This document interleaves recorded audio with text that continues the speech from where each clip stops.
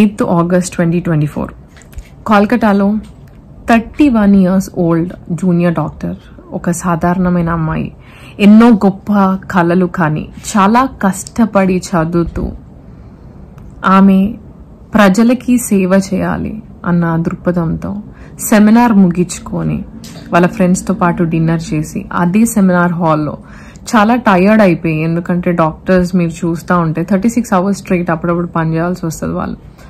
ఆమె పడుకుంది.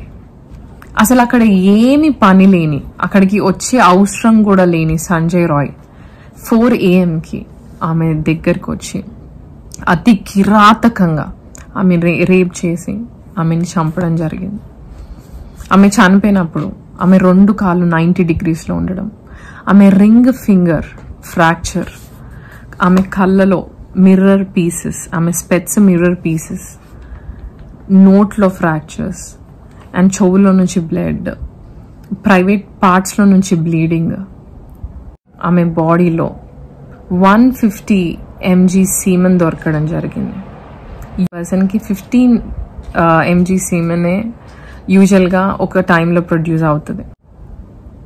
సెమీ న్యూడ్గా ఎప్పుడైతే ఆమె ఉదయం ఆ సెమినార్ హాల్ బయట కనిపించిందో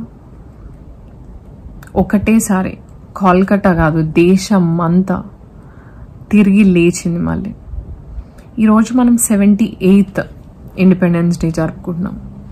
కానీ ప్రతిరోజు ఒక అమ్మాయిగా పుట్టినందుకు ఎవ్రీ డే వి ఫైట్. ఆమె చేసిన తప్పేంటి? ఆమె చాలా గొప్ప కళలు కనడమా, లేదంటే చాలా మంది జనాలకి ఆమె సేవ చేయాలన్నా, లేదా ఒక టయర్డ్ అయిన పరిస్థితిలో ఒక సేఫ్ ప్లేస్, యూజువల్గా మనకు ఒక స్కూల్స్ కానీ కాలేజెస్ కానీ మనం చేసే పని ఒక ప్లేస్ కానీ చాలా సేఫ్ ప్లేస్గా మనం కన్సిడర్ చేస్తాం.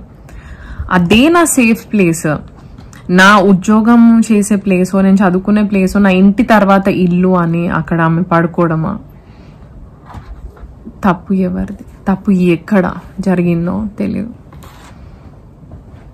As a women I stand for her and the family.